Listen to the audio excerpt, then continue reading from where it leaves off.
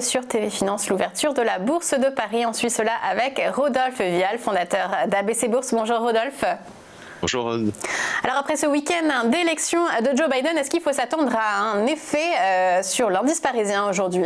Et oui, Aude, on va continuer dans la tendance de fiesta qui nous a animés toute la semaine dernière, mais enfin il y avait quand même de la retenue parce qu'on était sur un suspense électoral certain, et puis finalement voilà, la confirmation de l'élection de Joe Biden ce week-end a entraîné une première réaction en Asie, puisqu'on a vu l'indice japonais qui a clôturé en hausse de plus de 2%, Shanghai quasiment 2% aussi, donc voilà, on va commencer sur les mêmes bases à Paris. Je regarde un instant, voilà, on ouvre en hausse de 1,60% à 5040 points, donc évidemment c'est ce qu'on attendait, c'est ce que prédisaient les indices futurs. Alors bon, comme je le disais en préambule, c'est effectivement la fin de ce suspense électoral qui ravive l'appétit pour le risque des investisseurs, puisque Joe Biden, qu'est-ce qu'on attend ? On attend une politique plus modérée et puis surtout un assouplissement monétaire massif. Un plan de relance qui devrait être conséquent et donc qui est jugé favorable aux actions.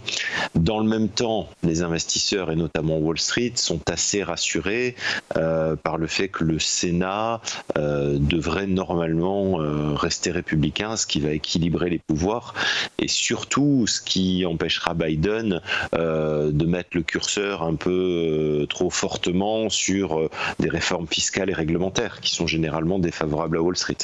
Donc tout ça, ça crée un climat positif sur les actions, voilà, et donc qui alimentait le CAC avait pris 8%. Alors on voit là, on passe la barre des 5000 points ce matin. C'était une barre on n'avait pas passé depuis la mi-septembre quasiment. Et donc voilà, prochain objectif 5200, toujours le plus haut depuis la crise, depuis le déclenchement de la crise en mars. On est sur cette tendance, donc on devrait y rester pour les prochains jours, puisque il n'y a plus beaucoup d'éléments à se mettre sous la dent, à vrai dire. Aujourd'hui, l'agenda économique est quasiment vide. La saison de publication des résultats trimestriels d'entreprise est quasiment terminée. Il n'y a presque plus rien à attendre.